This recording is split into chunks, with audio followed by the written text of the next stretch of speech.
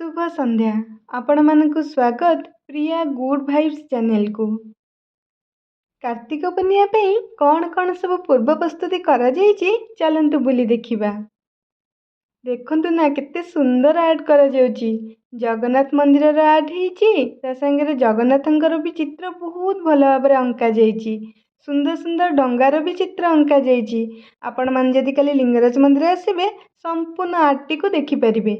देखंतु कदली पटुआ सहित बहुत सुंदर सुंदर आमर सोलरे डंगा करिके बिक्री करा जाउछि। मते बहुत इच्छा निजे हाथ रे एमती डंगा बनै नेकी भसैया पई। एई वर्ष तो हेई पैलानी, देखा जाऊ आर वर्ष कौन होउछि। दुकानी मौसा जनक तांका दुकान को बहुत सुंदर भाबरे सजैछंती ना। आसंतु टिके बिंदुसागर बुलिके आसीबा।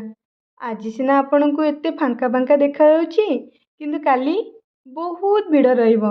राति 2टारू बहुत भक्त माने आसिके डंगा बसैबे। देखंतु ना केते सुंदर लाइट शो होछि।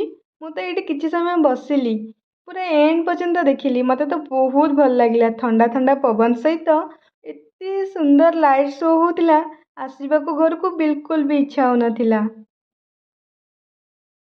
मो सह आपण मान भी ए लाइट शो को एंजॉय करंतु।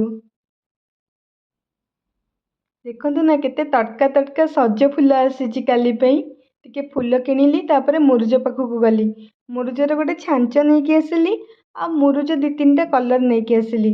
मते मुरुज पके आसे किंतु मते इच्छा होला कोन पई के जानी छांचरे टिके पकेया पई।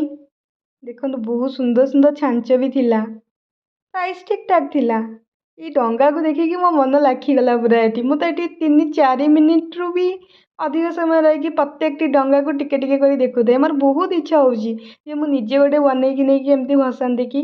और ठीक अछि, एई वर्ष तो हेई पेलानी किंतु आर वर्ष को निश्चिंत ट्राई करिवि। निजे हाथ रे गोटे बनेकी डंगा भसेइबि। तापरे मो महाप्रभु को टिके दर्शन करदेली।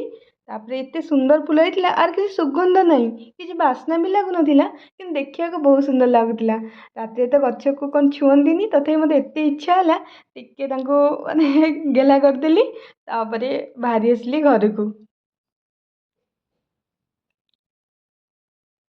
आपण मानक जदि मो वीडियोटी पसंद आसथिबो लाइक कमेंट सब्सक्राइब करने को केबे भी भूलिबेनी।